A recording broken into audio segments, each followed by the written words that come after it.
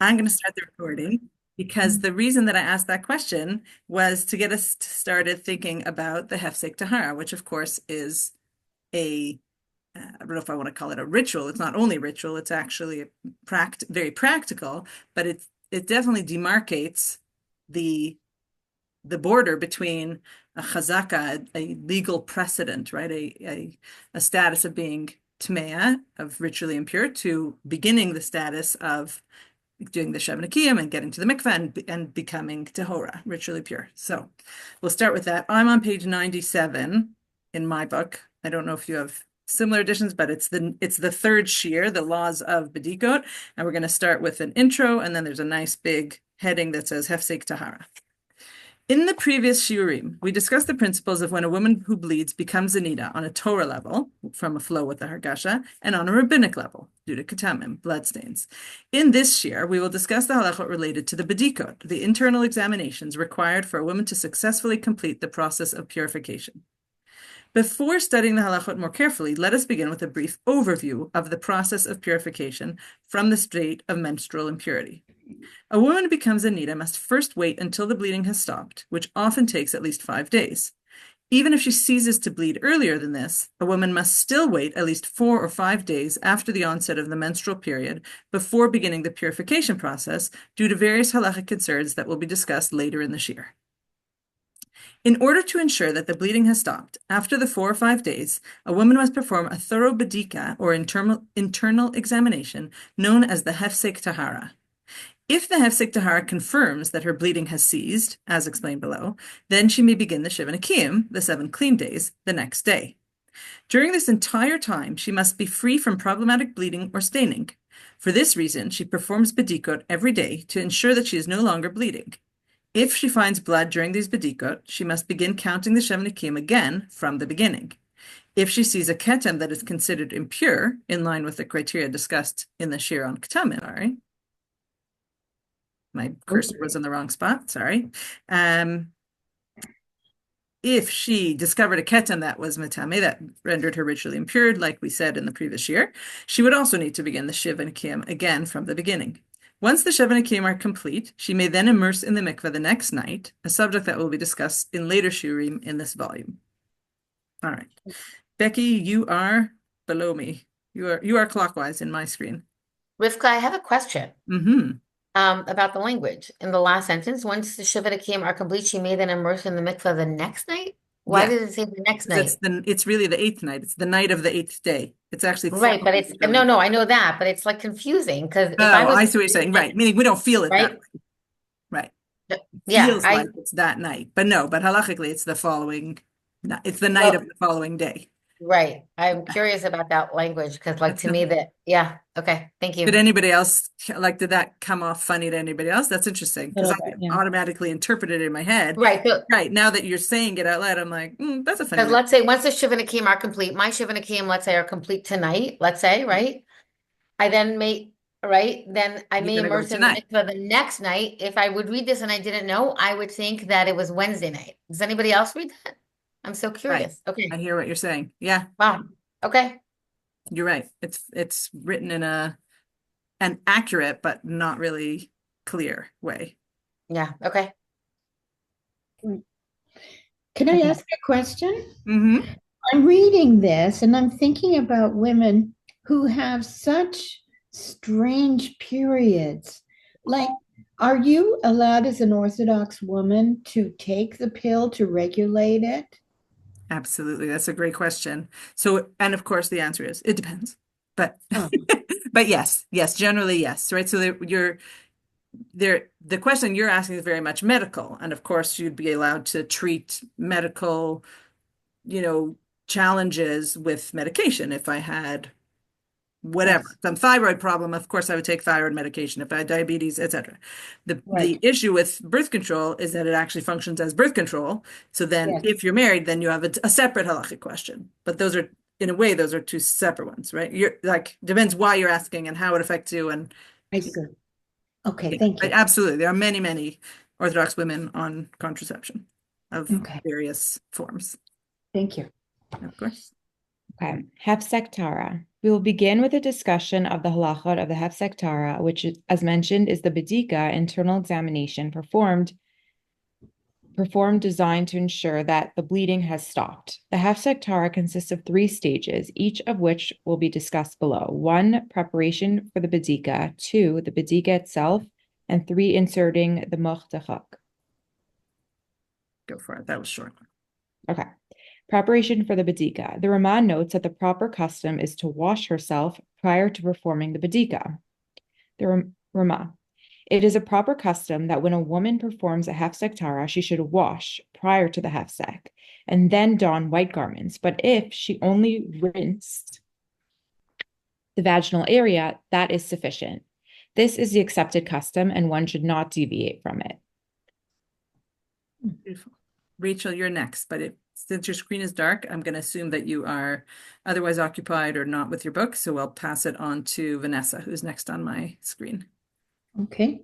Although one usually performs the Hafsik Tahara after rinsing, Rav Moch Feinstein recommends delaying a short interval, since otherwise any blood that she may see could be washed away by the water.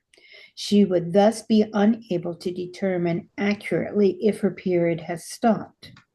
Responsa igrot Moshe Yora Diyah. Concerning whether she is allowed to rinse herself well in the relevant area prior to performing a badika. In the case of an ordinary woman, there is nothing wrong with this, since she has already had a presumption that the bleeding has stopped.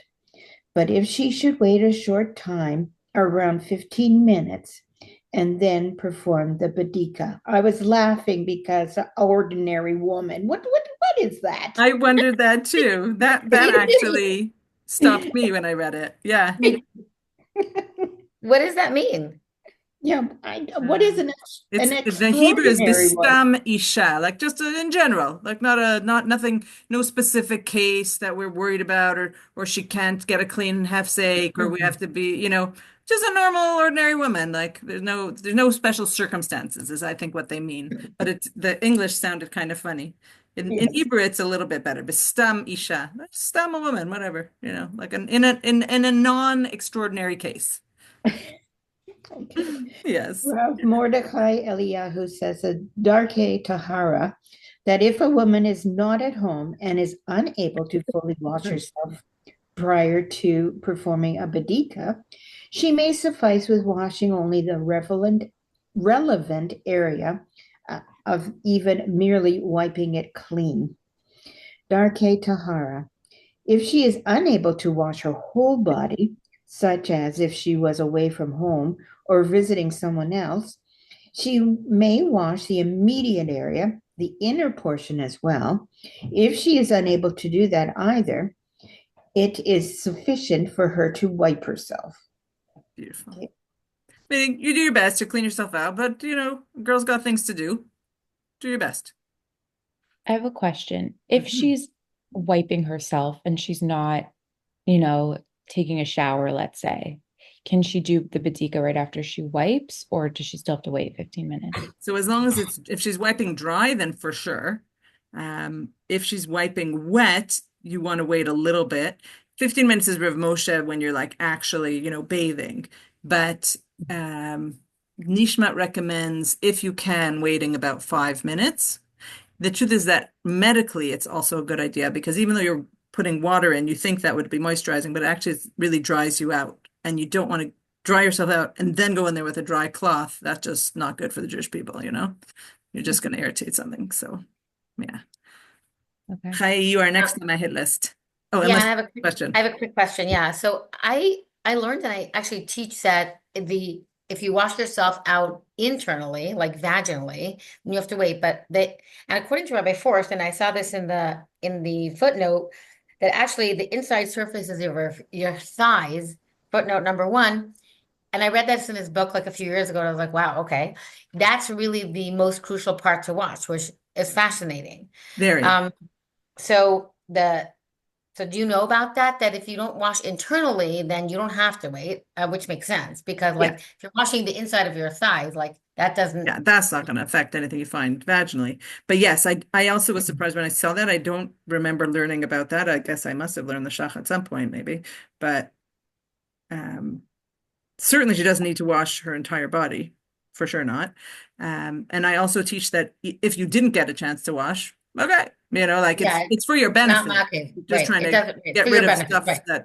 that was stuck there. But if you do a Right. bidika and it's fine, then great, you win. And interesting, in Rabbi Forst's book, if you look it up, he talks about the random amount of how many minutes to wait. And he said he mentions, I think, anywhere between 8 and 15. And he writes, it's unclear where these Where the different numbers numbers, come from. Yeah, I yeah, found that fascinating. I love it. I mean, Yeah. I think the goal is just to have, well, A two break. things. Right. First of all, Right. to get your natural moisture to return so you're not hurting yourself, and also that you're not like wipe. So, like there is some integrity to it, let's say. Mhm. I mean, in a regular woman, Vanessa, it's not like 5 minutes. If you're clear, 5 minutes is not going to make a difference. And if you're still really bleeding and you're just trying to, get through it, then 5 minutes really might have you finding something new. Okay, sorry for that. Okay, It's should I okay, go? sorry. That's what we're here for. Okay. The Bidika itself. The Shulchan Aruch describes the details of the Bidika itself, including the type of cloth used for it, the location, and the extent. Shulchan Aruch, Yoredeyan 196. All of these Bidikot, both the Bidika of the Hefseik Tara and the Bidikot performed during all 7 days, must be done with a used white linen cloth. Does it say used? Okay. Yeah, Cotton used or because it has to be soft. It okay, can't fine. be like Okay. starched, Okay. Yeah. Um, They don't mean or used dirty. They just mean, okay. yeah. Okay. Cotton or a white, soft, clean piece of wool. I had no clue about the wool. Okay. She should insert it deeply into the immediate area, i.e., the vaginal area, so that it reaches the holes and crevices up to the place where the man's organ reaches during relations. She should then see if there's any reddish color on the cloth, but she should not simply insert it a little bit in order to wipe herself.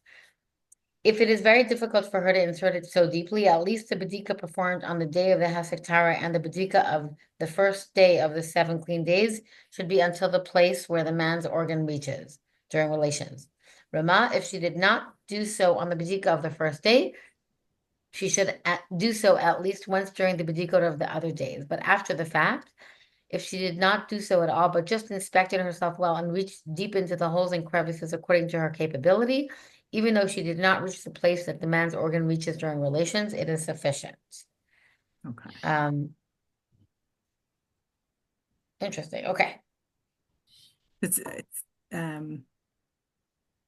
yeah, I had an interesting question yesterday. This young woman put in, so I teach kalas that if you are running out of time, right? So you want to, the hefsek is the badika that you can repeat because until you get a clean hefsek, you're not really ready to start your Shavna game. So you could do it in the morning, you could do it in the midday, you could do it in the lunchtime, and it's only the last one, it's only the final one that sort of counts as you beginning.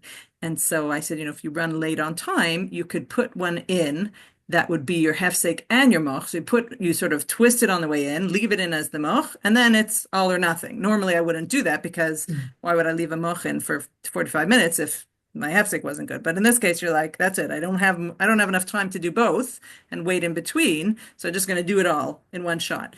And so she realized she had put it in, but she didn't. She was thinking about it time wise as a hefsek, but I don't know what the word I'm looking for is, logistically as a moch. So she didn't know if she had done enough in the holes, the cracks and crevices. So we had to figure that out. She's like, well, but I did have to twist my finger to get in and twist my finger to get out. And like, was that enough was that in depth enough? Or was that just, I stuck it in and out?